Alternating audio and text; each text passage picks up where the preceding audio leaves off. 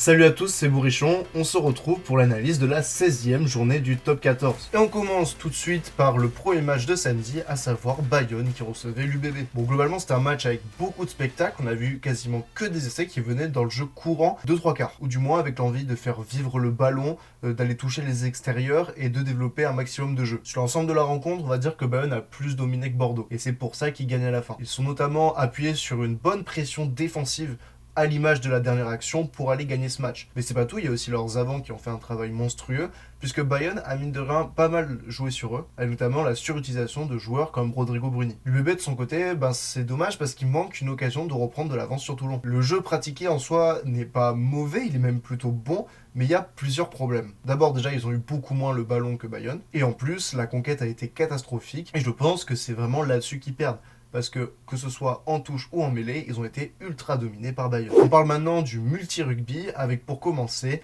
Vannes qui se déplaçait au Racing. Bon ça c'est un énorme exploit des Vannetais, qui se relancent totalement dans la course au maintien. Bon, comment les Vannetais ont gagné? Déjà, ils ont été beaucoup plus pragmatiques qu'à leur habitude. Déjà, ils ont été beaucoup plus pragmatiques qu'à leur habitude.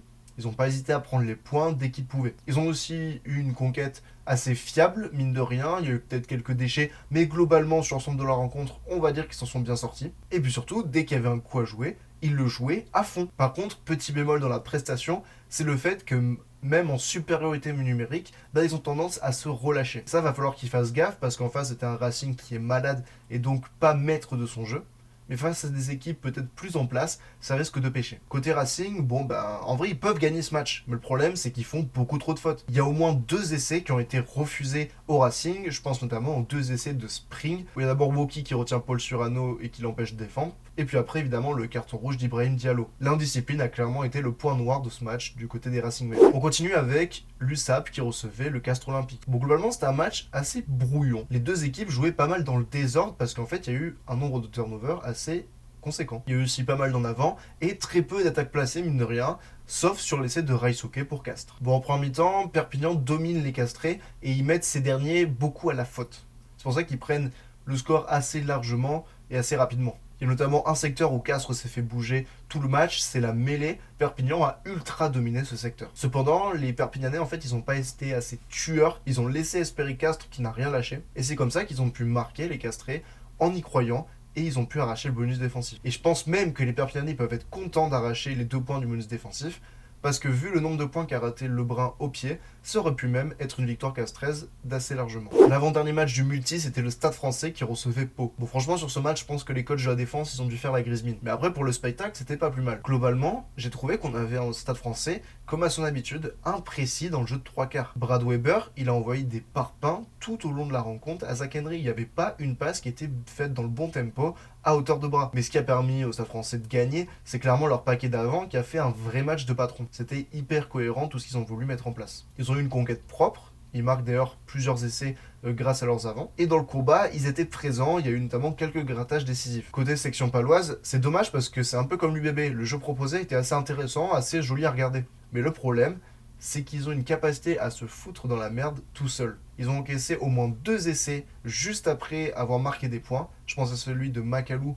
et de Dakuaka. Et c'était des essais qui étaient largement évitables s'ils avaient été un peu plus lucides, un peu plus concentrés sur eux-mêmes. Et le problème aussi, c'est comme je l'ai dit, le Stade Français avait un paquet dominant et par conséquent, Pau a trop subi devant pour pouvoir espérer gagner. On passe maintenant à Lyon-La Rochelle et je vais en parler vite fait parce que c'était pas très intéressant. Donc globalement, on a 2 équipes aux dynamiques opposées. La Rochelle fait que descendre quand Lyon fait que monter. Les Lyonnais, ils ont développé un jeu assez complet, que ce soit devant ou chez les 3/4. C'était fluide. Il y avait un certain lien entre les 2 catégories. La Rochelle, ils ont souffert avec une équipe largement remaniée du fait des blessures et des doublons. J'ai notamment ressenti qu'au niveau de la puissance, ils ont pioché, mais c'est normal vu qu'ils avaient beaucoup de jeunes qui sont pas encore trop développés. Mais bon, il y a quand même certaines attitudes qui étaient pas bonnes, notamment la défense. Je suis désolé, j'ai jamais vu une défense de La Rochelle monter aussi peu vite. Vraiment, Berdel était dans un fauteuil pour jouer. Et puis bon, ils ont fait des conneries. Enfin, l'essai de Maracou, il doit jamais arriver. Et enfin, j'ai trouvé pas assez orgueilleux. Ces Rochelais, ils ont pas eu assez d'amour propre, j'ai l'impression. Parce qu'ils ont marqué leur premier essai qu'à la 70e, quand le match était largement gagné pour Lyon. On passe maintenant au match de samedi soir, à savoir Montpellier qui recevait Toulon. J'ai eu l'impression de voir un match un peu bizarre, avec un semblant de rivalité entre les 2 clubs, alors que j'avais pas l'impression ces dernières années qu'il y avait une si grosse rivalité que ça. Le match était hyper tendu. Bon, globalement, Toulon a dominé le débat en marquant dès qu'il pouvait en fait. Mais du côté Montpellier, Ben c'est en fait un peu comme la section paloise. Ils ont eux aussi une capacité sur ce match à se foutre dans la merde tout seul.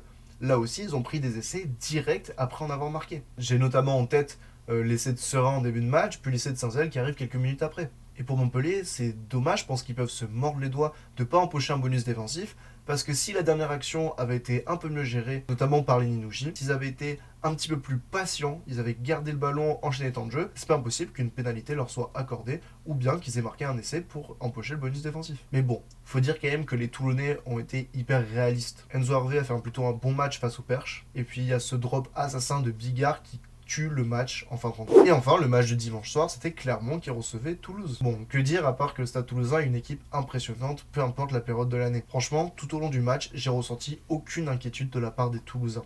Même quand Clermont est repassé devant, j'avais pas l'impression que la défaite était une option pour les Toulousains. Ils savaient qu'ils étaient plus forts sur de nombreux secteurs, et aussi que c'est une équipe qui est létale en fait. Dès qu'elle doit marquer, elle marque, ou alors elle se retrouve hyper dangereuse. Mais bon, en face, Clermont, ils peuvent pas se reprocher grand chose. Ils se sont donnés à fond, j'ai vu des joueurs vraiment s'envoyer tout le match, à l'image de Fouissac, Fritzli ou encore Fainga. Mais le problème, c'est qu'ils étaient juste moins forts, quoi. Puis ils sont tombés sur une défense de Toulouse qui était quand même assez hermétique, et par conséquent, ils avaient du mal à enchaîner les temps de jeu. Ils s'épuisaient, parce qu'au rugby, quand tu attaques plus que tu ne défends, tu t'épuises plus, et à force, il y avait un en avant qui venait clôturer l'action. On passe maintenant au top et au flop. En top, on va rester sur ce match avec Juan Cruz Malia. Bon, il a été hyper propre dans tout ce qu'il a fait. Face au Perche, il a manqué qu'un seul coup de pied, mais sinon, il a tout mis. Et quand il est passé en 10, franchement, il y a eu de la vitesse, plus de jeu, et c'est comme ça que Toulouse a failli aller chercher le bonus offensif. Je continuerai avec Sekou Makalou. Ça fait longtemps qu'on n'avait pas vu un match de Makalou à ce niveau. Offensivement, il a été très présent avec notamment son doublé. Puis même, il a mis une bonne pression défensive. Il y a eu plusieurs fois où c'est lui qui vient mettre la pression et foutre la section paloise dans la merde. Il a aussi réalisé 2 beaux grattages, dont un qui va amener un de ses essais. Enfin, le dernier top, c'est Rodrigo Bruni.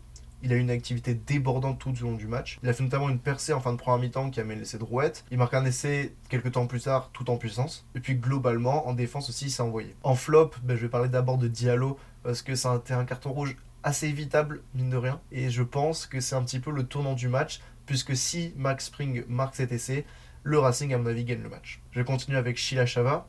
Le pauvre s'est fait défoncer en mêlée tout le match, et son carton jaune en atteste. Et enfin, le dernier top, c'est Madoche Tamboué. Bon, offensivement, c'est pas qu'il a rien fait, mais on l'a pas trop vu, il a pas eu trop de ballons à négocier, même s'il est bien inspiré de suivre pour son essai en fin de match. Mais surtout défensivement, où il a pêché face à un Gabin Villiers qui a fait un très très bon match, et là, il a mangé Tamboué pendant toute la rencontre. Au niveau du classement, Toulouse repasse seul premier. Toulon revient à hauteur de Bordeaux, et donc on a vraiment un trio de tête qui s'est détaché du reste. Lyon, mine de rien, revient dans la course au top 6 en doublant Montpellier. Et en bas, ça va se jouer à 3 entre Vannes, le Racing et le Stade Français. Pour ce qui est de mes pronos, on commence tout de suite avec Castres-Lyon. Franchement, c'est 2 équipes qui sont plutôt en forme, mais je vais dire que Castres à domicile va gagner les Lyonnais. Toulon-Stade Français, pour moi, ça va être Toulon, voire même avec un bonus offensif. Vannes-Montpellier, je pense que les Vannetais vont continuer leur belle série en gagnant les Montpelliérains. Pau-Perpignan, pareil, je vois les Palois à domicile face à des Perpignanais qui ont du mal à marquer. La Rochelle-Racing, c'est 2 équipes qui sont malades. Et franchement, je ne vois pas comment le Racing peut aller gagner à La Rochelle. Stade Toulousain-Bayonne, c'est un match intéressant, mais je vais quand même mettre Toulouse qui est vraiment au-dessus. Et enfin, l'UBB qui reçoit Clermont, je vais mettre Bordeaux, mais avec peut-être un bonus défensif pour les Clermontois. Voilà, cette vidéo est à présent terminée. J'espère qu'elle vous aura plu. Si c'est le cas, n'hésitez pas à mettre un pouce bleu, vous abonner et activer la cloche et m'écrire un commentaire. C'est des petits gestes qui m'aident grandement pour l'algorithme. Enfin bref, c'était Bourrichon. Ciao, ciao.